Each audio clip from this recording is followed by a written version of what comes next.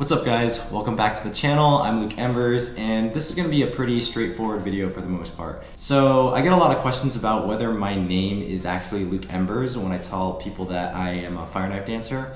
And also if you've noticed in some of the videos that I post, at the very end in my outro I say be what remains. And so I kind of wanted to take the time to make a video that talks about the brand that I'm trying to build, along with kind of the mission that I have and the overall style and vision that I have with my YouTube channel, with my content, and with my journey as a fire knife dancer. So Embers is not my real last name, but Embers is a powerful word that I like to attach to the brand that I'm building, because when you think of embers, you think of the remains of a fire. And essentially, embers symbolizes my dedication to sivaafi and the impact that I hope to bring long after my performance is over. So you know, the whole mantra or the whole spiel of who I am is I spin fire for performance, and the performance itself is really cool, the fire itself is really cool, but my goal is not to just give a good show or to be entertaining. My goal is to have a long-lasting impact beyond my performance. And I think embers symbolize this really well because it is the remains of fire after the fire has been extinguished, right? Think of a bonfire that you have in your backyard. Even after the fire is dead, you can still see the ashes glowing at the very bottom, and it remains for a long period of time. And to tie that back, I really want to emphasize that message of my performance is so impactful that you'll think of it beyond just the time you see it. You'll think about the courage that it takes to spin fire, because fire is clearly, obviously, a dangerous type of thing to be messing with. And so that also leaks into my mantra, which is be what remains. And that extends to the impact that I hope to have for people after my performance. Not just to show off and to make sure that they remember my performance, but to be a reminder or a message for themselves that any struggle, any danger or difficulty that they go towards in life, they will be the embers to what remains afterwards. So they will be able to withstand it, they will be able to persevere it. And be what remains is less of a message, but more of a reminder that despite all adversity that you face, you will be on the other end, you will survive, and you will be what remains. So that's a little bit of a clarity of what that mantra means, and then tying it back to my name, Luke Embers, my own ability to withstand adversity, dangerous things like fire, but also the challenges that I face in my life. That's just kind of the brand that I really want to push. So just sharing with you guys kind of the long-term vision that I have with this channel and the content that I hope to deliver.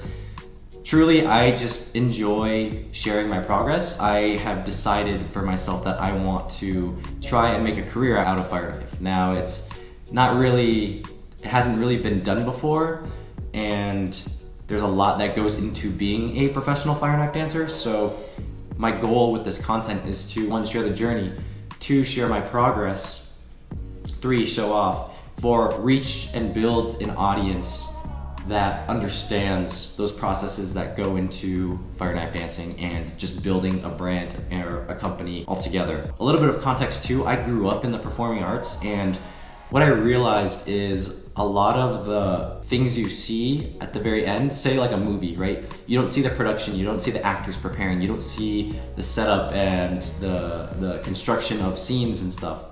You don't really understand the work that's gone behind the movie that you watch. Like, it's easy to just go to a movie theater, sit there for 2 hours, enjoy the movie, and be like, wow, that was awesome. I want to be an actor one day, or I want to be a director one day. But you don't see the process of getting there. And that's kind of the perspective that I want to bring with fire knife.